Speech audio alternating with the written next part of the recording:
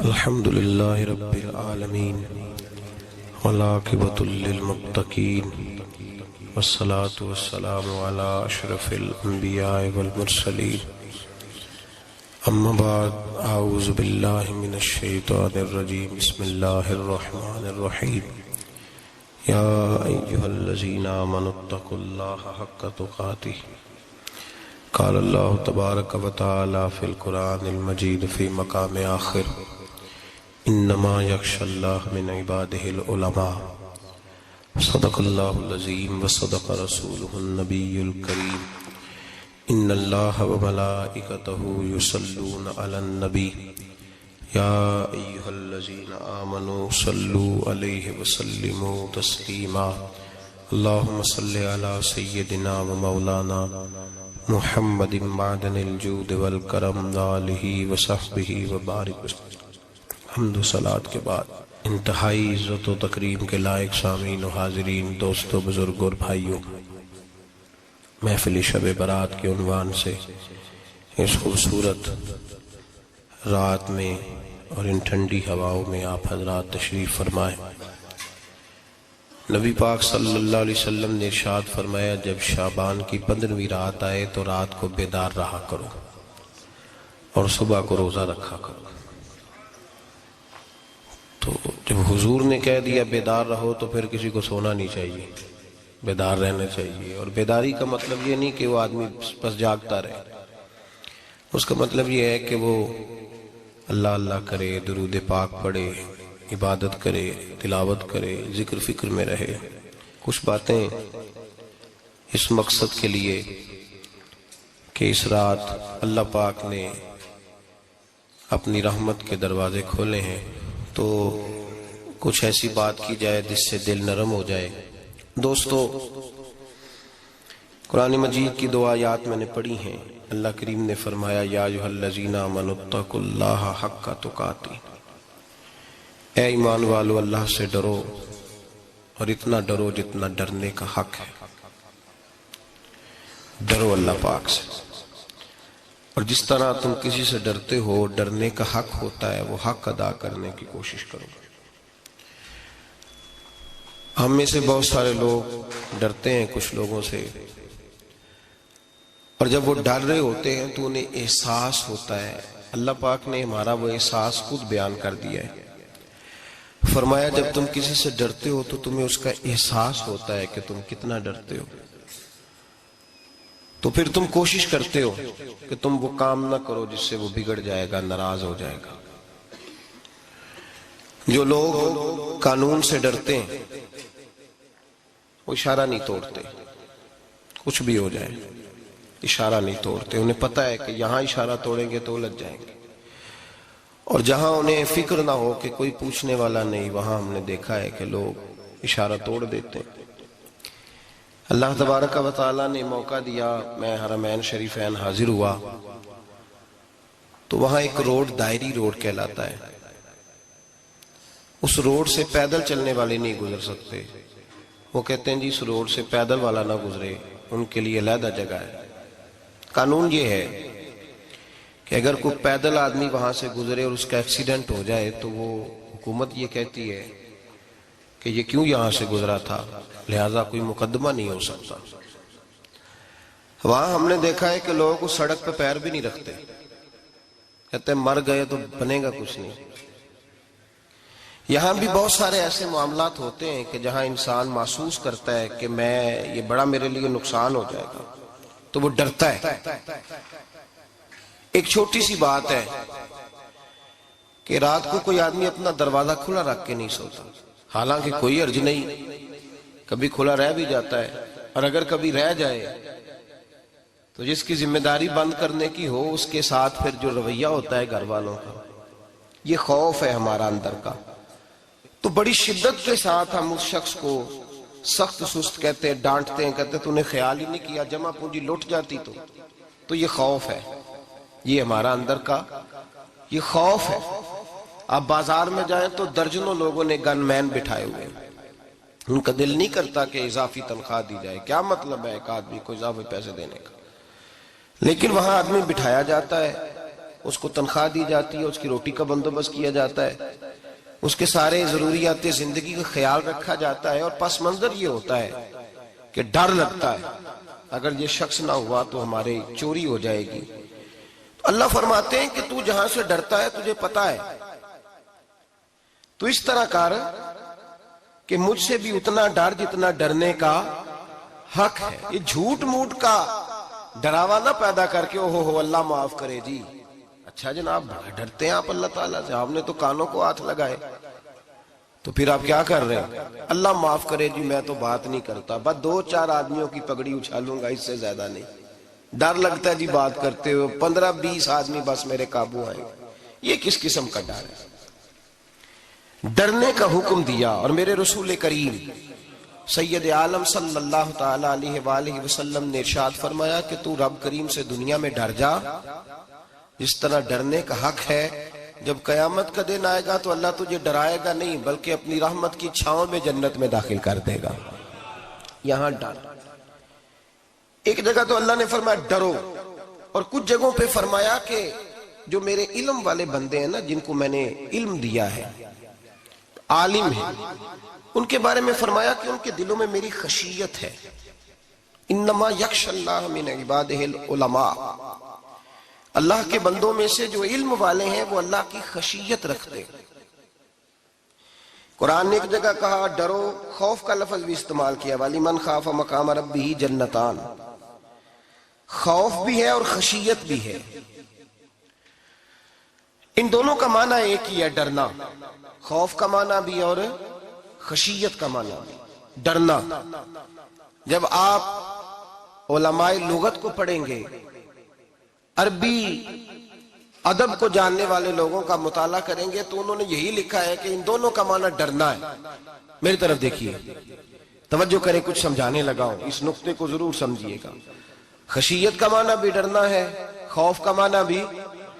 لیکن جب صوفیاء کے پاس جائیں نا، صوفیاء جو قرآن و سنت کی روح کی تفسیر کرنے والے ہیں، تو وہ کہتے ہیں نہیں، خشیت اور خوف میں فرق ہے، خوف اور ہوتا ہے، خشیت صوفیاء اس کی تفسیر اور کرتے ہیں۔ وہ کہتے ہیں خوف بھی ہوتا ہے اور خشیت بھی ہوتی ہے، الگ الگ چیزیں ہیں، ایک نہیں۔ بڑی خوبصورت بات ہے، اگر آپ سمجھ گئے تو آپ کو فائدہ دے گی۔ صوفیاء یہ کہتے ہیں کہ بھائی خوف ہوتا ہے اپنے گناہوں کا، کہ میں نے یہ گناہ کیے ہیں، اگر اللہ نے مجھ سے پوچھا تو مجھے بڑا خوف آتا ہے، مار پڑے گی، یہ خوف ہے۔ پھر سمجھ لیں، ایک آدمی نے حرام کا مال اکٹھا کیا ہے زندگی میں، معاذ اللہ اس نے بڑے پاپ کیے، گناہ کیے، شراب پی، بدکاری کی، معاذ اللہ تعالیٰ ثم معاذ اللہ۔ اب اسے ڈر لگ رہا ہے کہ اللہ تبارک و تعالیٰ نے پوچھا تو میں کیا جواب دوں گا، یہ خوف ہے۔ اور خشیت یہ ہے کہ ایک آدمی سارا دن نماز پڑھتا ہے، روزہ رکھتا ہے، عبادت کرتا ہے، اللہ کو یاد کرتا ہے، پھر بھی ڈرتا ہے، یہ خشیت ہے، یہ خشیت ہے۔ جو گناہوں سے ڈرے وہ خوف ہے، اور جو رب کی ناراضگی سے ڈرے وہ خشیت ہے۔ جو کہے یار میرا رب کہیں ناراض نہ ہو جائے، میرا رب کہیں مجھ سے۔ بڑی خوبصورت مثال دی، میں نے اپنے صاحب سے پوچھا کہ حضور یہ مسئلہ کیا ہے، تو فرمانے لگے ایک بادشاہ نے ایک غریب کی بیٹی اسے پسند آ گئی تھی، تو اس نے عزت کے ساتھ اس سے شادی کر لی، رشتہ بھیج کے وقار کے ساتھ۔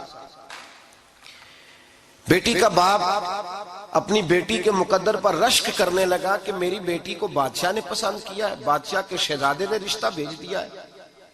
شہزادہ بیاہ کے لے گیا بیٹی کو، 20 کنیزائیں، نوکرانیاں اس عورت کی خدمت کرنے پہ لگی ہوئی ہیں، اس کا ہر حکم ماننے کو تیار ہے۔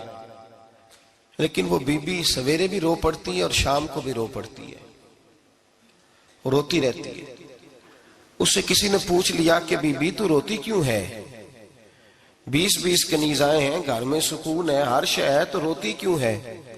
تو وہ کہنے لگی اصل بات یہ ہے کہ جو کچھ مجھے ملا ہے میں اس کے قابل نہیں تھی، تو میں ڈرتی ہوں میرا سائیں کہیں ناراض نہ ہو جائے، وہ ناراض نہ ہو جائے، میں قابل نہیں تھی، میری اوقات نہیں تھی، یہ من آنم کے من دانم، میں جو ہوں اس کا مجھے پتا تو ہے، اس نے میری حیثیت سے، میری اوقات سے، میرے ظرف سے، میری محنت سے بڑا بڑھ کے مجھے عطا کر دیا، میری چونکہ اوقات سے زیادہ دے دیا تو میں ڈرتی ہوں وہ ناراض نہ ہو جائے، کہیں میری یہ کھیل، یہ جو میں نے گھونسلہ بنایا ہے، یہ کہیں میرا ٹوٹ نہ جائے۔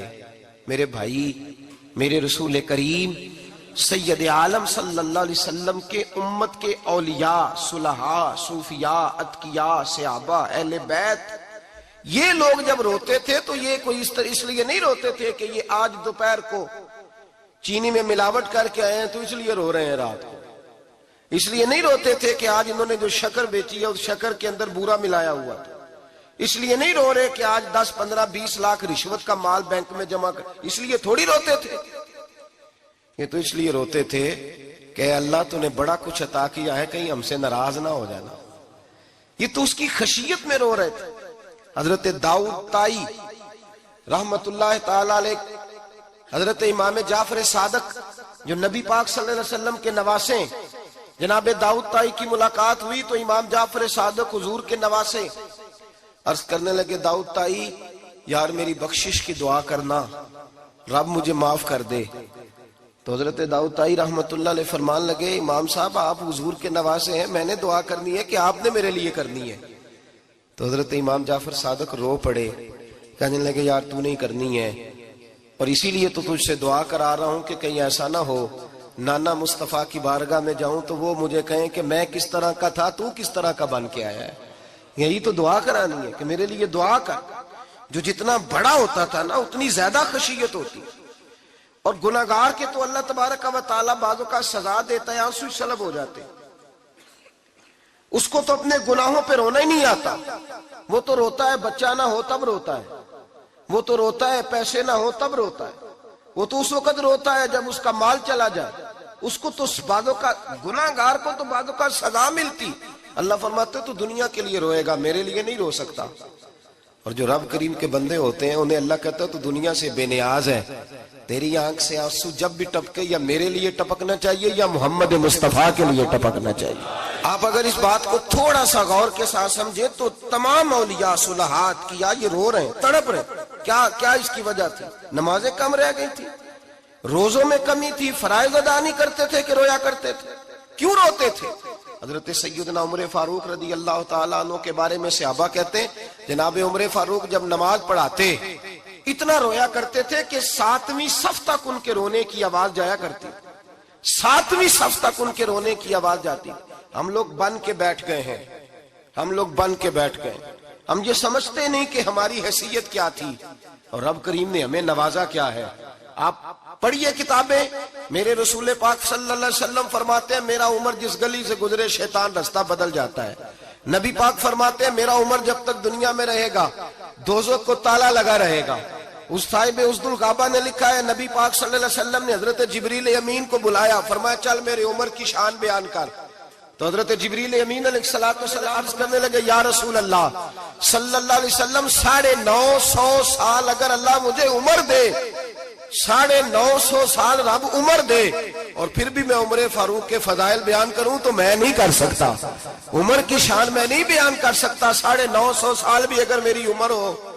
نبی پاک نے فرمایا پھر میرے ابو بکر کے بارے میں، عرض کی یا رسول اللہ ابو بکر کی تو بات اس سے بہت آگے کی ہے نا، وہ نبی پاک کتنی عظمت بیان کر رہے ہیں، کس قدر زیادہ رسول کریم صلی اللہ تعالی علیہ وآلہ وسلم ان کی عظمت بیان کرتے ہیں۔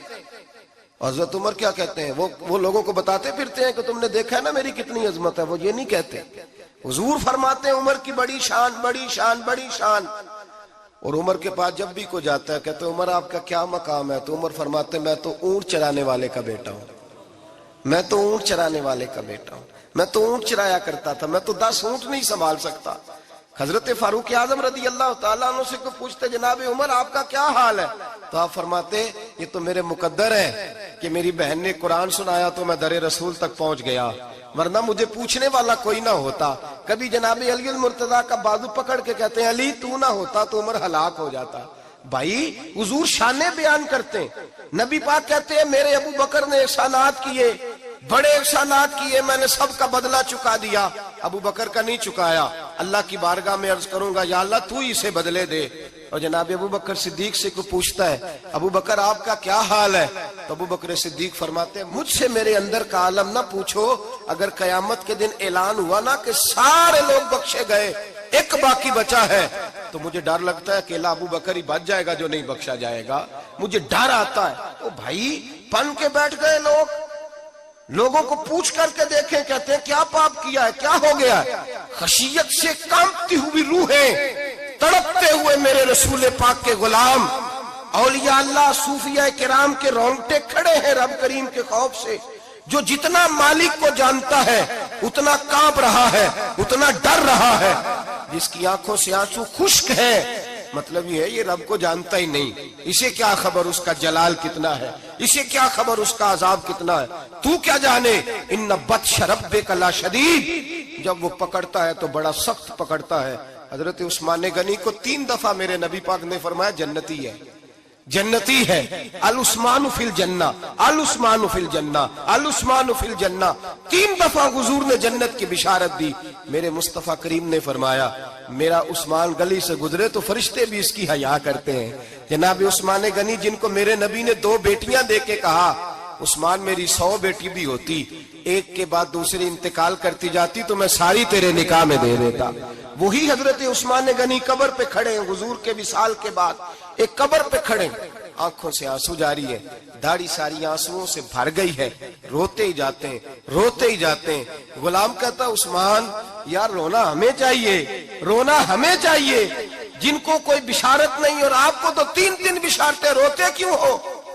جناب عثمان غنی فرمانے لگے جس مصطفیٰ نے مجھے جنت کی بشارت دی اسی رسول نے فرمایا تھا قبر آخرت کی منزلوں میں سے پہلی منزل ہے, آخرت کی منزلوں میں سے پہلی منزل. سوچتا ہوں اگر رب کریم نے عثمان سے حساب پوچھ لیا, حساب کیسے دینا ہے میرے مصطفیٰ کریم نے. یہ تو بات ہے نا جناب عمر کی, یہ تو بات ہے حضرت عمر کی, حضرت ابو بکر کی, جناب عثمان غنی کی.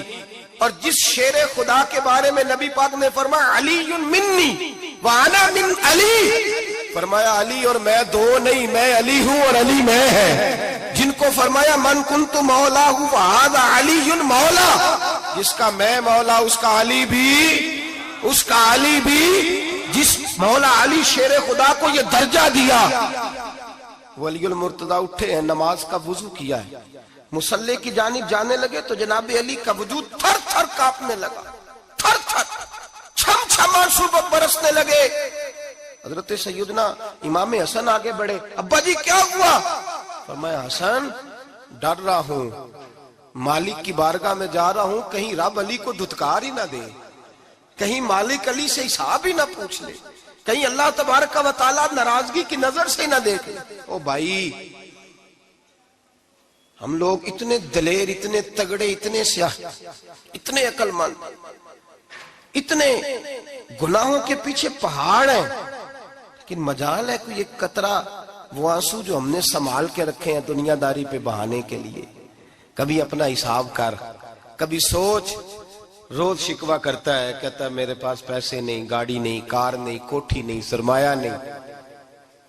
کبھی سوچ جو کچھ ہے اگر رب کریم میرے اور آپ کے اعمال دیکھے تو ہماری حیثیت ہے کہ وہ سارا کچھ ہمیں دیا جاتا, ہماری اوقات تھی کہ وہ ہمیں دیا جاتا جو اس نے دیا ہے. ٹٹول کے دیکھیں, عمر گزر گئی, شکوے کرتے, ذرا پلٹ کے دیکھیں.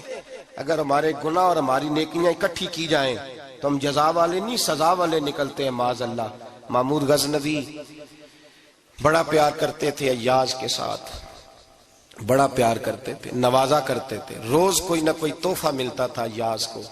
کچھ حسد کرنے والوں نے کہا محمود تو اسے تحفے دیتا ہے اور یہ جنگل میں اسلحہ اکٹھا کر رہا ہے, یہ تیرے خلاف علیحدہ سے فوج تیار کر رہا ہے, کچھ وقت آئے گا یہ تجھے چھوڑ کے علیحدہ سے بادشاہی کا دعویٰ کر دے گا.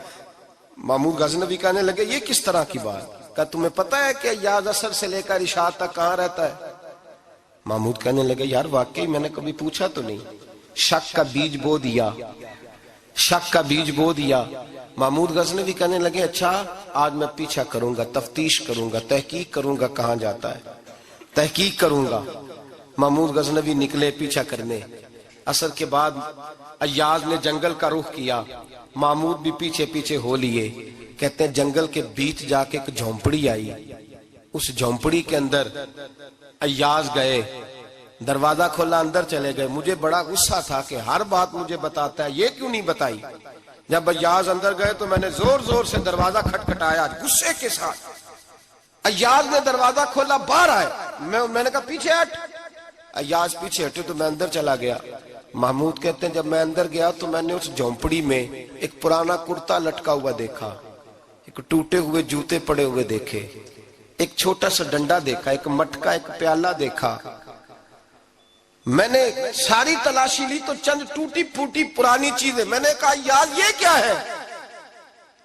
تو کہتے ہیں یاز کہنے لگا بادشاہ ٹٹول کے دیکھ لے، یہی کچھ ہے جو تو نے دیکھا۔ میں نے کہا یہ ہے کیا؟ کہتے ہیں یاز پیروں میں بیٹھ گیا، تڑپ کے رونے لگا، کہنے لگا بادشاہ یہ میری اوقات ہے، یہ میری اوقات ہے، یہ میری اوقات ہے، یہ میری اوقات ہے۔ کہا کیا مطلب؟ کہنے لگا جس دن تیرے پاس آیا تھا نا تو یہ میری کائنات تھی کل، آج تیری مہربانیوں نے مجھے یہاں تک پہنچا دیا ہے۔ میں جو تیرا غدار نہیں نہ ہوتا، میں جو تیری نافرمانی نہیں کرتا، اس لیے نہیں کرتا کہ میں ہر شام آ کے اپنی اوقات یاد کرتا ہوں، اور پھر مجھے روز رات کو میرا نفس کہتا ہے اس کا وفادار رہنا، اس کا وفادار رہنا۔ تو اس حال میں تھا جب آیا تھا، اگر یہ بگڑ گیا تو پھر تجھے اپنی اوقات کا پتہ ہے نا۔ محمود غزنوی نے سینے سے لگایا، کہنے لگے آج تک تو بچا بھی اس لیے ہے کہ تو اپنی اوقات نہیں بھولا۔ ملا رومی کہتا ہے اپنی اوقات یاد رکھ، تو کیا تھا؟ تجھے ایک رات سونے نہ دے تو اپنی ٹانگوں پہ کھڑا نہیں ہو سکتا، تیری وہ آنکھ لے جائے تو کچھ نہیں کر سکتا، وہ تجھے معذور کر دے تو کچھ نہیں کر سکتا۔ 30 سال کے اونچے 7 فٹ قد کے جوان اس نے فالج زدہ کر کے ہسپتالوں میں ڈال دیے، وہ کچھ نہ کر سکے۔ بڑے بڑے پہلوان جو کہتے تھے کہ ہم اٹھے تو دنیا اٹھتی ہے، اس نے پھینک دیے منو مٹی کے نیچے، کچھ نہ کر سکے۔ اپنی حیثیت نہ بھول۔ میرے رسول کریم سید عالم صلی اللہ علیہ وسلم نے فرمایا 2 باتوں میں لوگ دھوکے میں ہیں، دھوکے میں ہیں، دھوکے میں ہیں، دھوکے میں۔ یا رسول اللہ کون سی؟ فرمایا جو صحت مند ہے وہ دھوکے میں ہے، وہ سمجھتا ہے میں کبھی بیمار ہی نہیں ہوں گا، مجھے روز اسی طرح نیند آئے گی جس طرح اب آتی ہے، میں روز اسی طرح اٹھوں گا جیسے اب اٹھتا ہوں، میں اتنا ہی لمبا چوڑا رہوں گا جس طرح آج ہوں، میرا حسن اسی طرح قائم رہے گا جیسے آج ہے۔ تو دھوکے میں ہے، دھوکے میں۔ بڑے بڑے آئے اور بڑے بڑے مٹی کا ڈھیر ہو گئے، فنا ہو گئے، کل من علیہ فان، فنا ہو گئے، کوئی پوچھنے والا نہ رہا۔ اور میرے رسول پاک نے فرمایا جو فارغ ہیں، جن کو رب نے اپنی عبادت کے لیے فارغ کیا، اپنے دین کی نوکری کے لیے فارغ، وہ بھی دھوکے میں ہیں، وقت ضائع کر رہے ہیں، چوک اور چوراہے میں کھڑے ہیں۔ میرے بھائی جب اپنی حیثیت انسان بھولتا ہے، حیثیت بھولتا ہے پھر وہ شکوہ کرتا ہے، جب اپنی اوقات بھولتا ہے پھر شکوہ کرتا ہے، جب وہ بھول جاتا ہے کہ میں کیا تھا پھر وہ شکوہ کرتا ہے۔ حضرت سیدنا امام اعمش رحمت اللہ علیہ بازار میں کھڑے تھے تو بادشاہ کا بیٹا گزرا، اکڑ کے گزرا، آپ نے بازو پکڑ کے کھینچا، فرمایا جا کے اپنی ماں سے پوچھ اور اپنے باپ سے پوچھ تیری اوقات کیا ہے۔ اکڑ کے چلتا ہے، جا پوچھ ان سے تیری حیثیت کیا ہے۔ حضرت جناب سیدنا امام اعمش نے ڈانٹا تو واپس آیا، آگے کہنے لگا ابا وہ امام کیا کہتا تھا کہ میری اوقات کیا ہے، کیا اوقات ہے میری؟ تو باپ اور ماں دونوں گھورنے لگے، کہنے لگے بیٹے ہمارے پاس دولت بھی تھی، گھر بھی تھا، مکان بھی تھا، جائیدادیں بھی تھی، بادشاہت بھی تھی، پر ہم دنیا کے دروازوں سے بھیک مانگ مانگ کے تھک گئے تھے۔ عرش کا مالک ایک بیٹا عطا نہیں کرتا تھا، ایک بیٹی نہیں دیتا تھا، تڑپ گئے تھے، روتے تھے، سسکتے تھے۔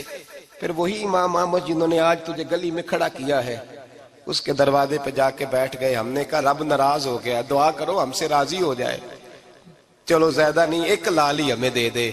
کہ امام اعمش دعائیں کیا کرتے تھے تو تب اللہ پاک نے تو ہمیں عطا کیا تھا۔ تیری او بھائی اپنی حیثیت کا تو تعین کر، تو بڑھ بڑھ کے باتیں کرتا ہے، تو بڑا کھل کھل کے بولتا ہے، اپنی حیثیت کا تو تعین کرنا، ذرا اندازہ تو کرنا کہ تو کون تھا، کہاں سے آیا ہے، تیری اوقات کیا ہے۔ یہاں لوگ ایک منٹ میں آگے نکل جاتے، پلٹ کے دیکھ تو صحیح۔ اور میرے بھائی جو بڑے لوگ تھے وہ تڑپا کرتے تھے۔ حضرت فضیل بن عیاض رحمت اللہ علیہ فرماتے ہیں بغداد میں بارش نہیں ہوتی تھی، قحط پڑ گیا، جانور پیاس سے مرنے لگے، جوان بچے بوڑھے نڈھال ہونے لگے۔ فرماتے ہیں میں بھی نکلا، سفیان ثوری بھی نکلے، اور بھی کئی صوفیاء میدان میں نکلے، دعائیں مانگی، پر بارش نہیں ہوتی تھی۔ فرماتے ایک جھونپڑی سے ایک سفید بالوں والا اور گندمی رنگ والا ایک بوڑھا غلام نکلا جو کسی کا ملازم تھا، باہر آیا جھونپڑی سے، ہم اسے دیکھ رہے تھے، وہ ہمیں دیکھ نہیں رہا تھا۔ فرماتے ہیں اس کے چہرے پر عبادت کے نشان تھے، دور سے اس کا چہرہ دیکھتے لگتا تھا کوئی رب کریم کا بندہ ہے۔ فرماتے ہیں ہم اسے اللہ کا ولی جانتے تھے۔ اس نے دعا مانگی کہ تو لفظ پتہ کیا ہے دعا کے؟ ہاتھ اٹھا کے کہنے لگا مولا مجھے پتا ہے یہ جو بارش نہیں نہ ہو رہی ہے میری وجہ سے نہیں ہو رہی، میرے گناہوں کی بڑی لمبی فہرست ہے، بڑی لمبی لائن ہے۔ کہنے لگا اے اللہ میری اکیلے کی وجہ سے سارے بغداد کو سزا تو نہ دے، رب کریم جوان بھوکے، بچے بھوکے، مائیں ترس گئیں، بچے ترس گئے، جانور پانی کے قطرے، اللہ گناہ تو میرے اکیلے کے ہیں اور ان سب کو سزا کیوں دیتا ہے؟ نہ میری سزا سب کو تو نہ دے، میری سزا صرف مجھے دے، ان کو نہ دے۔ کہتے ہیں ابھی اس کے ہاتھ اٹھے ہوئے تھے، دعا بول رہا تھا، رب کریم نے فوراً بارش عطا فرما دی۔ فرماتے ہیں کھل کے بارش برسی۔ میں نے لوگوں سے پوچھا پتہ کرو کس کا غلام ہے، کہا فلاں آدمی کا۔ حضرت فضیل بن عیاض کہتے ہیں میں شام کو گھر چلا گیا، اس کے آقا سے بات کی، خرید لیا۔ میں جب اس کو خرید کے لایا، گلی میں جا رہے تھے تو مجھے کھڑا کر کے کہنے لگا فضیل میں نکما سا آدمی ہوں، بال بھی سفید ہے، مجھ سے تو زیادہ کام ہی نہیں ہوتا، کیوں تو نے پیسے خرچ کیے؟ میں اس قابل ہی نہیں تھا، کیوں خریدا؟ تو حضرت فضیل ابن عیاض کہتے ہیں میں نے اس کو کہا کل جو تو نے دعا مانگی تھی تو نہیں دیکھ رہا تھا، ہم دیکھ رہے تھے، تو مقبول ہے رب کریم کی بارگاہ کا، تجھے اس لیے خرید کے لایا ہوں تو مقبول ہے۔ کہتے ہیں یہ لفظ سنے تو ٹھہر گئے، وہ کہنے لگے اچھا آقا مجھے 5 منٹ کا وقت ملے گا؟ میں نے کہا ہاں ہاں ضرور ملے گا۔ کہتے ہیں انہوں نے وہیں نماز کی نیت باندھ لی، 2 رکعتیں پڑھی اور 2 رکعتیں پڑھ کے ہاتھ اٹھائے، کہنے لگے مولا تیرا اور میرا راز تھا، تو نے راز کیوں کھولا؟ اللہ مسترنا بستری کل جمیل، یا اللہ تیرے پاس پیارے پیارے پردے ہیں، ایک پردہ مجھے عطا کر دے، مجھے اپنا رکھ، مجھے لوگوں کے سامنے میرے پردے نہ کھول۔ آپ فرماتے ہیں یہ کہہ کہ وہ زمین پہ بیٹھے کلمہ شہادت پڑھا، ان کی روح پرواز کر گئی۔ میرے بھائی جو زیادہ پرہیزگار تھے، جو بڑے رب کریم کے بندے تھے، ان کے تو آنسو خشک ہی نہیں ہوتے، وہ تو تڑپا کرتے، صبح شامیں ان کی روح کے گزرتے تھے اور رب کریم کی ناراضگی سے ڈرتے تھے۔ وہ کہتے تھے مالک کہیں ناراض نہ ہو جائے، کہیں بگڑ نہ جائے۔ میرے رسول کریم صلی اللہ علیہ وسلم کے صحابی کہتے ہیں ایک جنگ سے خوشخبری آئی تو جو خوشخبری لانے والے تھے وہ حضرت عمر فاروق رضی اللہ تعالیٰ عنہ کے پاس پہنچے خوشخبری دینے۔ حضرت عمر رضی اللہ تعالیٰ عنہ کھڑے تھے، صحابی نے آ کے کہا عمر مبارک ہو۔ جناب عمر کچھ لوگوں سے گفتگو کر رہے تھے، بات چیت جاری تھی، کہا مبارک ہو فتح ہو گئی۔ حضرت عمر کہنے لگے ٹھہر تو جا، اس سے تو بات کر لینے دے جس سے کر رہا ہوں۔ جب کہنا ٹھہر تو جا تو جو پیچھے کھڑے تھے وہ شرمندہ ہو گئے، اتنی سی بات ہے نا، چودھری تو بندہ بنتا ہی تب ہے جب 5-10 کی ایک دن کے اندر بےزتی کر لے، پڑھا لکھا تو بنتا ہی تب ہے جو 10-15 کو جاہل کہہ لے، تو بڑا تو بنتا ہی تب ہے جو 5-6 کو نیچا دکھا لے۔ تو یہ ہماری ڈگریوں کا تو مزاج ہی بڑا مختلف ہے، ہم تو اعزاز والے ہوتے ہی تب ہیں جب کچھ چھوٹا ہوگا تو ہم بڑے ہوں گے نا، ہم تو چاہتے ہیں ہمیں کچھ چھوٹا ملے، کسی کو چھوٹا کر کے اس کے قد پہ سوار ہو کے بڑا ہونا چاہتے ہیں۔ اتنی سی بات تھی کہ ٹھہر جانا یار پہلے اس کی تو سن لینے دے۔ وہ شرمندہ ہو گئے صاحب، جب وہ شرمندہ ہوئے تو سیدنا فاروق اعظم دوڑے گئے۔ صحابہ کہتے ہیں گارا تھا، کیچڑ تھا، اس گارے میں سر رکھا، سجدہ کرنے لگے، اٹھے، کہنے لگے مولا اپنے عمر سے ناراض نہ ہو جانا، یہ کل تک اونٹ چرایا کرتا تھا، آج تیری مخلوق کو شرمندہ کرنے لگ گیا ہے، یہ اپنی حیثیت ہی بھول گیا، اسے خبر ہی نہیں کہ یہ کیا تھا۔ یہ آج تیری مخلوق کو شرمندہ کرتا ہے؟ اللہ اپنی عمر سے ناراض نہ ہو جانا۔ وہ شخص کہتے ہیں پیچھے آ کے کھڑا رو رہا ہوں۔ میں نے کہا عمر کیا کر رہے ہو؟ فرمایا نہیں یار، میں نے تجھے شرمندہ کیا ہے، یہ میں بھول گیا تھا کہ میں کیا ہوں۔ بھائی اپنی حیثیت کا تعین کریں، آؤ آج اپنی حیثیت کا تعین کریں، دیکھیں ہم کہاں تھے، کہاں بیٹھے، پلٹ کے دیکھیں کیا تھے ہم، کیا ہیں، راتیں کہاں گزرتی ہیں، صبح کہاں بیتتی ہیں۔ ایک لمحے کے لیے پلٹ کر اپنے ظلم، زیادتیاں، جھوٹ، غیبتیں، بے حیائیاں، اپنی زندگی کے امور کا اگر ہم یک نظر جائزہ لیں، پیچھے پلٹ کے دیکھیں تو حضرت جناب سیدنا غوث اعظم جیلانی رضی اللہ تعالیٰ عنہ فرمایا کرتے تھے اگر لوگ اپنے گناہ یاد کریں تو وہ پریشان ہو جائیں کہ ہمیں پانی کا قطرہ کیوں مل رہا ہے، وہ اگر اپنی غلطیاں یاد کریں تو انہیں احساس ہو کہ ان کا سانس کیسے چل رہا ہے۔ بھائی اگلی بات سنو گے تو اور حیران ہو جاؤ گے۔ حضرت غوث اعظم رضی اللہ تعالیٰ عنہ فرمایا کرتے کہ اب خیال آتا ہے، اب سوچ آتی ہے کہ رب کریم نے کتنی ڈھیل دی ہوئی ہے۔ ہم ہیں کہ سمجھتے ہیں یہ میری عقل مندی کا کمال ہے کہ مجھے سارا کچھ نافرمانی کے باوجود بھی مل رہا ہے۔ بھائی خشیت الہی پیدا کریں۔ جتنا بندہ بڑا ہوتا تھا اس کے دل میں خوف بھی اللہ کا وہ جانتا تھا۔ حضرت امام اعظم ابو حنیفہ بیٹھے تھے تو ایک بی بی فتویٰ پوچھنے آئی۔ بی بی روز خاوند سے مطالبہ تو کرتی ہے، فلاں چیز چاہیے، فلاں چیز چاہیے، اللہ کرے وہ یہ مطالبہ کرنے لگ جائے کوئی شے نہیں چاہیے، جو چاہیے حلال کا چاہیے۔ آمین تو کہہ دیں۔ اللہ کرے بی بی یہ مطالبہ کرنے لگ جائے سوکھی روکھی چاہیے پر چاہیے مجھے جائز دینا، بے شک ایک وقت دینا۔ اللہ کرے یہ مطالبہ ہونے لگ جائے، شب برات کی بڑی مقدس رات، اللہ کرے اس رات یہ مطالبہ ہونے لگ جائے۔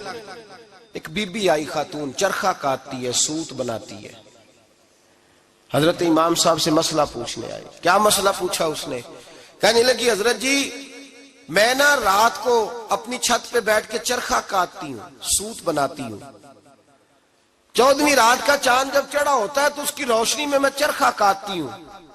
کئی دفعہ نا بادشاہ کا لشکر میری گلی سے گزرتا ہے، بڑے بڑے لالٹین انہوں نے پکڑے ہوتے ہیں، بڑے بڑے روشن دان، بڑی بڑی ان کے اندر روشنی ہوتی ہے۔ تو حضرت جی کئی دفعہ نا وہ جب گزرتے ہیں تو ان کی روشنی میں بھی میں کچھ سوت بنا لیتی ہوں۔ مسئلہ یہ پوچھنا تھا کہ اس روشنی میں میں جو سوت بناتی ہوں اس کی کمائی میرے لیے جائز ہے کہ ناجائز ہے؟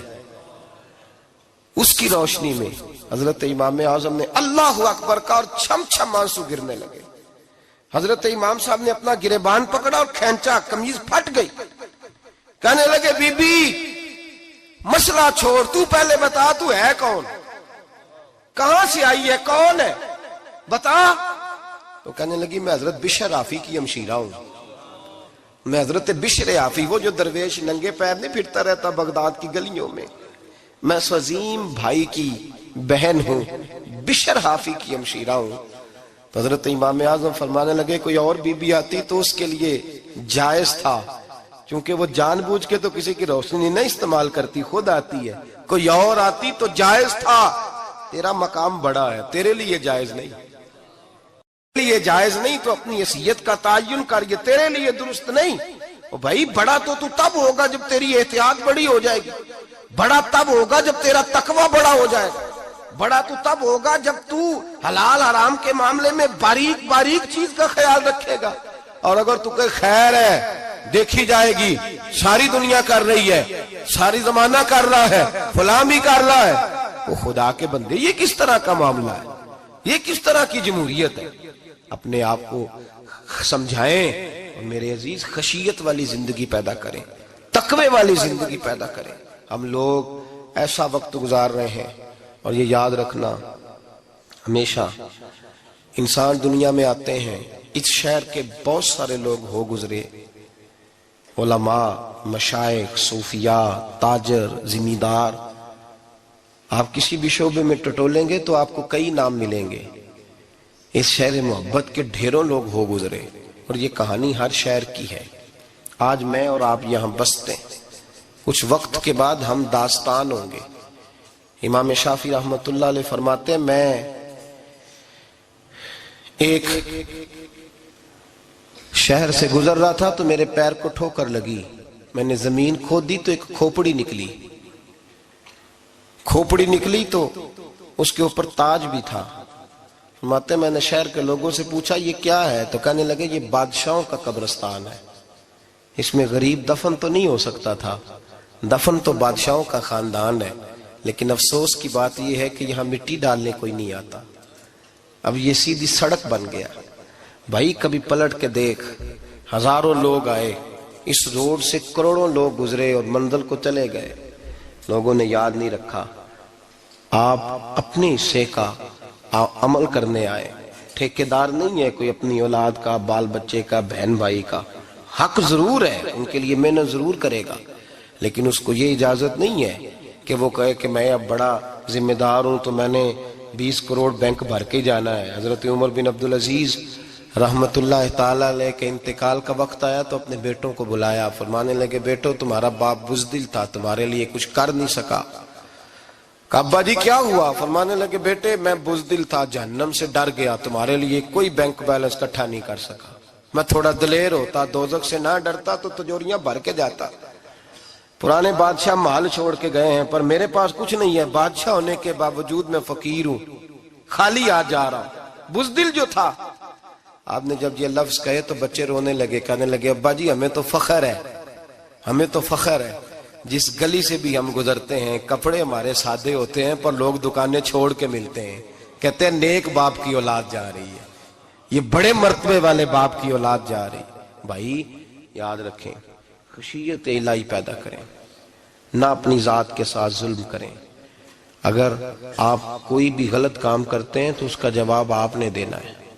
اگر آپ نے 1 کروڑ روپیہ ناجائز کمایا ہے تو وہ اللہ آپ سے نہیں، آپ کے بچے سے نہیں پوچھے گا، بیوی سے نہیں پوچھے گا، بہن بھائی سے نہیں، وہ آپ نے جواب دینا ہے۔ آپ نے اپنے اعمال پر غور کریں۔ آج شب برات ہے، میرے نبی کریم صلی اللہ علیہ وسلم نے فرمایا کہ میری امت کی اتنی بخشش ہوگی، مدینے میں سب سے زیادہ بنو کلب کا قبیلہ بکریاں پالتا ہے، ان کی بکریوں کے بالوں سے بھی زیادہ اللہ میری امت کی بخشش فرمائے گا۔ اس کو توبہ کی رات کہا جاتا ہے۔ توبہ کا مطلب یہ ہوتا ہے کہ اللہ میں آج کے بعد گناہ نہیں کروں گا۔ توبہ کا مطلب ہوتا ہے کہ میں آج کے بعد یہ غلطی، آپ کا ملازم کتنی بار غلطی کرے تو آپ رکھ لیتے ہیں؟ ایک دن میں 100 دفعہ کرے تو گنجائش ہے اس کو رکھنے کی؟ اللہ رکھ لیتا ہے، کہتا تو توبہ کر، ہے گنجائش؟ میرا خیال ہے جو 10 بار بھی کرے اس کے لیے بھی گنجائش ہے، اس کے لیے بھی گنجائش ہے۔ استاد باپ ہوتا ہے، بچے سے غلطی ہو جائے تو کہتا تجھے ارجانہ بھرنا پڑے گا۔ بچے لگے نہیں ہوتے اسکولوں میں، جرمانے لگے ہوتے ہیں، چھٹی کا لیدا ہے، فلاں کام کا لیدا ہے، حالانکہ باپ ہے۔ بھائی اللہ فرماتا ہے تو توبہ کر، اور توبہ یہ ہے کہ میں آج کے بعد یہ گناہ، جس آدمی نے کل 5 نمازیں نہیں پڑھنی اس کا آج توبہ کرنے کا کیا مطلب ہے؟ توبہ کا کیا مطلب ہے کہ میں آئندہ گناہ، تو جو سویرے 5 نمازیں نہیں پڑھنا چاہتا کہتا ہے کل زور نہیں میں نے پڑھنی، چلو فجر تک جاگنا ہے فجر پڑھ لوں گا، تو اس نے توبہ کی ہے؟ کوئی مذاق ہے؟ استغفر اللہ استغفر اللہ استغفر اللہ، معاف کر دے، کیا معاف کر دے؟ سویرے تو مسجد آئے گا۔ بھائی آپ کسی جگہ، ہم سادے لوگ ہیں، دیہاتی لوگ، یہ ہمارا دیہات کا ماحول ہے، بچے کو مارتے ہیں نا مدرسے والے کو تو ہم کہتے ہیں دوبارہ کرے گا، تو کیا کہتا ہے اگوں، تو جو بچہ کبھی تسی تھپڑ دو مار لو میں سویرے پھر کرنا جی، تو اس کو معافی ملے گی؟ یہ کیسی معافی ہے کہ سویرے میں نماز نہیں پڑھنی زور کی لیکن یا اللہ معاف کر دے، یا اللہ، یہ جھوٹ ہے، یہ دھوکہ ہے، یہ مذاق ہے، مذاق نہیں کرے۔ اور بندہ کوئی سیاںا ہو تو مذاق برداشت نہیں کرتا، اور معاذ اللہ استغفر اللہ، رب کریم کے ساتھ مذاق، یا اللہ میری توبہ، یا اللہ میری توبہ، یا اللہ مجھے معاف کر دے، یا اللہ معاف کر دے، اور سویرے جھوٹ پھر بولنا ہے اٹھتے ہی، تو یہ کیسی توبہ ہے؟ توبہ کا مطلب ہوتا ہے کہ میں توبہ کرتا ہوں آج کے بعد گناہ، تو توبہ کو سمجھے تو صحیح نا میرے بھائی، توبہ کو سمجھے۔ تمام صحابہ، چونکہ شراب حرام نہیں تھی تو ہر آدمی پیا کرتا تھا، جب حرام ہو گئی تو پھر کسی نے منہ نہیں لگایا، توبہ ہو گئی تو پھر ہو گئی، پھر معاملہ ختم ہو گیا، پھر کبھی قریب حضرت مرثد بن ابی مرثد البغوی رضی اللہ تعالیٰ عنہ حضور کے صحابی ہیں. آپ فرماتے ہیں میرے اندر ایک غلطی تھی، میرا بہت ساری خواتین کے ساتھ دوستانہ تھا. نبی پاک کی بارگاہ میں جب میں گیا اسلام کی بائعت کی تو حضور نے فرمایا تیری نظر جھکی رہنی چاہیے، خبردار کسی عورت سے تیرا. کہتے ایک نصیحت نبی پاک نے کی. آپ فرماتے ہیں میں نے اپنے دل کو اس طرح سمجھایا کہ عورتیں اگر میرے پاس آ کے کھڑی ہوتی تھی تو میرے اندر کا وجود کہتا تھا کہ ہو ہی نہیں سکتا میری توجہ جائے، اس لیے کہ توبہ کی ہے، اب دوبارہ ادھر توجہ جا سکتی. میرے بھائی توبہ کو اس کے مفہوم کے ساتھ توبہ کریں، جھوٹ نہیں بولیں، گناہ نہیں کریں. میرے رسول کریم صلی اللہ علیہ وسلم نے فرمایا استغفار پڑھا کرو، میں دن میں 100 مرتبہ استغفار کرتا ہوں.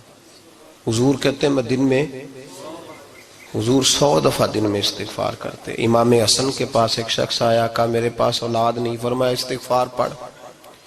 ایک پھر آ گیا، اس نے کہا حضور میرے پاس روزی نہیں، فرمایا استغفار پڑھ. ایک اور آیا، اس نے کہا حضور بیماری بڑی ہے گھر میں، فرمایا استغفار کر. آپ کے صاحبزادے بیٹھے تھے، کہا ابا جی جو آتا ہے آپ استغفار ہی بتاتے ہیں. آپ فرمانے لگے جب کوئی بندہ توبہ کرتا ہے تو رب راضی بڑا ہوتا ہے.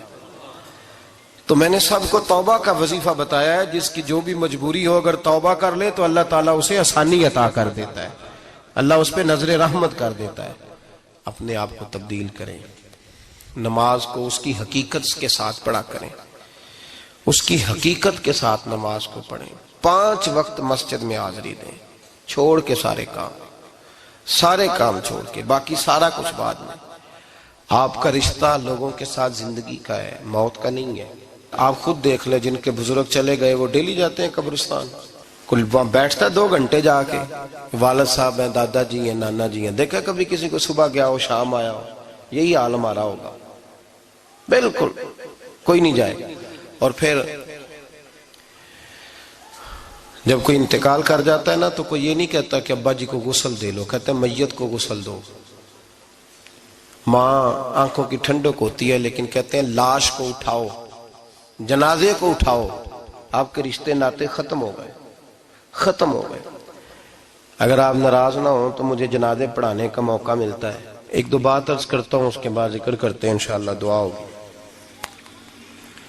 جنازوں پہ جانے کا اتفاق ہوتا ہے تو میں جنازے سے محسوس کرتا ہوں بہت ساری چیزوں کو. میں دیکھتا ہوں کہ جنازہ ہونے کے باوجود لوگ یہ سمجھتے ہیں کہ یہ ہونا تھا کام، یہ ہو گیا. اور وہاں کیفیت یہ ہوتی ہے کہ صرف یہی جنازہ ہے، اسی نے فوت ہونا تھا، ہم تو بچے ہوئے ہیں. قرآن پاک سے محبت کرنا، قرآن پاک پڑھنے والوں سے پیار کرنا، قرآن کے مدارس کو آباد کرنا، یہ بڑا مشکل ہوتا جا رہا ہے. ہم ایک مدرسہ چلاتے ہیں، ہم محسوس کرتے ہیں کہ یہ بڑا کٹھن معاملہ ہے، بڑا کٹھن. ایک تو تنقید کی نظر بھی سب سے زیادہ اداروں کی طرف ہوتی ہے اور سب سے کم تعاون بھی اداروں کے ساتھ ہوتا ہے. مجبوری کے ساتھ ادارے وقت گزارتے ہیں. اپنا رجحان مدارس کی جانب کریں اور دین سیکھنے کی طرف رجحان کریں. قرآن مجید صحیح پڑھنا سیکھیں، قرآن مجید صحیح سمجھنا سیکھیں. اور پھر میرے بھائی جو آیات آپ کو ضروری ہیں، نماز جنازہ ہے، وضو ہے، غسل ہے، آپ کے روزمرہ کے معاملات ہیں، وہ کسی اچھی قاری سے، اہل سنت کے کسی شخص سے ان کی درستگی کرائیں، اپنے معاملات پہ غور کریں، یہ ان کوتاہیوں سے باہر آئیں، قرآن پاک سے محبت کریں اور دینداروں کے ساتھ جڑیں. ایک گزارش آپ سے اور کرنی ہے، اس کو بھی کھلے دل کے ساتھ سنیے گا، کھلے دل کے ساتھ. یہ شب برات کی رات ہے اور میں ذمہ داری کا مظاہرہ کرتے ہوئے بات کرنا ضروری سمجھتا ہوں. آپ کسی پیر صاحب سے ملیں، کسی آستانے پہ جائیں، یہ کچھ گزارشات ہیں، بات میری ختم ہو گئی وہ کر کے میں دعا کرنے لگا ہوں. تو شریعت اسلامیہ کا ضرور پاس اور لحاظ کریں. یہ دیکھیں جس صوفی کے پاس، درویش کے پاس، جس کو آپ پیر سمجھ رہے ہیں، اسے کوئی قرآن حدیث بھی آتا ہے، وہ کوئی سنت شریعت کا بھی پابند ہے. میری اپنی جماعت سے ہاتھ باندھ کے گزارش ہے، خدا را اب بس کر دیں، بڑی تباہی ہو گئی اور لمبی چوڑی ہو گئی، تھک گئے ہم کہہ کے. لوگ سمجھتے نہیں اس چیز کو. اعلیٰ حضرت فاضل بریلوی نے لکھا ہے، ادھر دیکھیں، اعلیٰ حضرت نے لکھا ہے کندھوں تک بال رکھنا جائز ہے، کندھوں تک، کندھوں سے نیچے رکھنا حرام ہے. کیسے اس شخص کو لوگ پیر مان لیتے ہیں جس نے داڑھی سنت سے چھوٹی رکھی ہوئی ہے؟ بال بڑے رکھے ہوئے، یہ ملنگ صاحب ہے، ان تماشوں سے باہر آ جائیں، اللہ تبارک و تعالیٰ کی بارگاہ کی طرف رجوع کریں۔ ہم دم کے قائل ہیں، درود کے قائل ہیں، میں سارا دن پتہ نہیں 20 تعویذ لکھ کے دیتا ہوں، ہمارے بزرگوں کا طریقہ ہے، یہ چیزیں جائز ہیں، ان کی شریعت میں اصل ہے، دلیل ہے، لیکن کل دین یہ نہیں ہے۔ اپنے آپ کو بچائیں اور علم کی طرف رجوع کریں، تقوی کی طرف رجوع کریں، ان ظالموں سے، بہروپیوں سے اپنے آپ کو بچائیں۔ اور میں ان لوگوں کو بھی دعوت فکر دیتا ہوں جو ہمیں روز آ کے کہتے ہیں یہ تمہارا پیر تو یہ تمہارا پیر، جب ہم خود کہہ رہے ہیں ہمارا نہیں، تو ہم کسی شرابی کبابی کو اٹھا کے کہہ دیں یہ تمہاری جماعت کا بندہ ہے تو تم رکھ لو گے؟ کہو ہم اگر کہہ دیں تمہاری جماعت یہ درس دیتی ہے تو تم مان لو گے؟ یہ کیا بات ہوئی؟ اگر کسی جماعت کا کوئی شخص غلط ہے، اور ہم درباروں والے نہیں، ہم تو مسجدوں والے لوگ ہیں، دربار تو ایک ضمنی چیز ہے، بن بھی جائے تو ٹھیک ہے، ورنہ تو میرے نبی پاک نے فرمایا ہر مومن کی قبر جنت کا باغ ہوتی ہے، تو اندر دربار ہی بنا ہوا ہے، جنت کھلی ہوئی ہے، اوپر بلڈنگ بننا اتنا ضروری کام؟ مہربانی فرمائیں ایک تو اپنے آپ کو دین کی طرف راغب کریں، رمضان شریف آئے گا اپنی اصلاح کی کوشش کریں، اور جب کسی دینی مجلس میں جائیں تو روح کی دنیا لے کر کے جائیں، کچھ سیکھنے کے ارادے سے جائیں، کچھ درس لینے کے ارادے سے جائیں، جمعے پڑھیں، دروس سنیں، تو کچھ لینے کے ارادے سے جائیں، اور دین کی خدمت میں اپنے حصے ڈالنے کی کوشش کریں۔ اس سے صرف چندے کا معاملہ نہیں، اس سے مراد یہ ہے کہ اپنی اولاد کو، اپنے بچے کو، اپنے آپ کو دیندار بنائیں، یہ آپ کا دین میں حصہ ہوگا، یہ آپ کا دین کے ساتھ تعاون ہوگا۔ آخری بات میرے بھائی آپ حضرات سے یہ ہے، اس کو ضرور سمجھیں، خواتین کو پردے کا پابند کریں، ان کو پردہ داری سکھائیں، پردہ شریعت میں ضروری ہے، اور جواب دہ عورت نہیں ہوگی، اس کا خامند ہوگا، اس کا باپ، اور اس کا اگر بھائی بڑا سربراہ ہے تو وہ جواب دہ ہوگا کہ عورت بے پردہ کیوں نکلتی ہے۔ تہذیب کے نام پر بد تہذیبی نہ کریں، خبردار کوئی ایسا کام نہ کریں جسے اللہ رسول ناراض ہو، ان کو پردے کا پابند کریں، بغیر برقعے کے، بغیر مکمل نقاب کے، بالکل عورت کو اجازت نہ دیں گھر سے نکلنے کی، سختی کریں، اور ان کو سمجھائیں کہ ہمارا تعلق یورپ کے ساتھ نہیں، ہمارا تعلق خاتون جنت حضرت فاطمہ الزہرا کے ساتھ ہے، ان کو پابند کریں۔ اور یہ میں ذمہ داری سے بات کہہ رہا ہوں، مرد ذمہ دار ہے اگر اس کی عورت با پردہ نہیں ہے، وہ ذمہ دار ہے، اور اللہ کی بارگاہ میں اس کی کوئی بات قابل قبول نہیں ہوگی۔ اور شب برات کی رات اتنے لوگ گواہ ہیں کہ یہ پیغام آپ کو پہنچایا گیا، آپ کو پہنچایا گیا، آسمان زمین اور ہوا گواہ ہے کہ ہمیں یہ بات پہنچائی گئی کہ ہمیں ان کو پردہ کرانا ہے۔ ذکر ہوگا، ذکر کیا ہے؟ ذکر ہے اللہ کو یاد کرنا۔ اور میرے نبی پاک صلی اللہ علیہ وسلم نے ایک حدیث میں فرمایا رب کا ذکر اس طرح کرو کہ لوگ تمہیں دیوانہ سمجھیں۔ یہ لوگ باتیں کرتے ہیں تو کھول کھول کے، اللہ کے ذکر کی باری آتی ہے تو تھک سے جاتے ہیں، تھک کے ذکر نہیں کریں، ذکر کریں تو پوری دل جمی کے ساتھ، سرور کے ساتھ، کیف کے ساتھ۔ اور آج کر کے تو دیکھیں بھلا ذکر میں ہوتا کیا ہے، یہ لذت کیا ہے، یہ کیف کیا ہے۔ میرے بچے چھوٹے مجھ سے کہتے ہیں ذکر لمبا کرایا کریں، بیٹا اکثر مجھے کہتا ہے ذکر جو ہے نا وہ جب آپ بڑا لطف آتا ہے ذکر میں، ذکر تو ایک کیفیت ہے، لگ جائے تو اس کا ایک اپنا ذائقہ ہے، تو ذکر کریں اللہ کا، درود شریف پڑھیں۔ دعا کیا ہے؟ آج لائٹ کو بند کر کے جب ہمارے ہاں ذکر ہوتا ہے، دعا ہوتی ہے، تو ہمارے بزرگ یہ کہتے ہیں ہم ثابت یہ کرنا چاہتے ہیں کہ ہم مجمع میں نہیں بیٹھے، یا اللہ تیری بارگاہ میں بیٹھے ہیں، ہمیں تو ساتھ والا دیکھ نہیں پا رہا، دعا مانگے، اور اللہ سے مانگے تو کھول کے مانگے۔ اور آج اگر ہو سکے نا تو کوئی ایک آدھ قطرہ گرا ہی دے۔ میرے نبی پاک نے فرمایا محفل میں چند لوگ بھی رو پڑیں تو سب کا کام بن جاتا ہے۔ آپ میں سے کوئی نیک آدمی ایسا ہوگا تو ہمارے جیسے کئی گناہگاروں کو ساتھ اللہ اس پہ فضل فرمائے گا۔ یہاں ذکر کے بعد دعا ہوگی، دعا کے بعد پھر سلام ہوگا، پھر ایک دفعہ آخر میں دعا ہوگی، پھر آپ کو کچھ وقت دیا جائے گا انفرادی طور پہ نفل ادا کرنے کا، 4 6 نفل پڑھ کے نئے سرے سے تازے ہو کے آپ حضرات تشریف لائیں گے، اور پھر انشاءاللہ تعالی یہاں لنگر کا بندوبست ہوگا، آپ حضرات کے لیے ماں حضر جو کچھ ہے آپ کو پیش کیا جائے گا۔ کوشش کریں روزہ رہ ہی جائے صبح کا، ویسے بھی پریکٹس ہوگی رمضان کی، اور شعبان میں زیادہ روزے رکھنا میرے نبی پاک کی سنت بھی ہے، اس لیے ضرور کوشش کریں کہ شہری کا بندوبست ہے تو آپ روزہ رکھیں تاکہ آپ کے لیے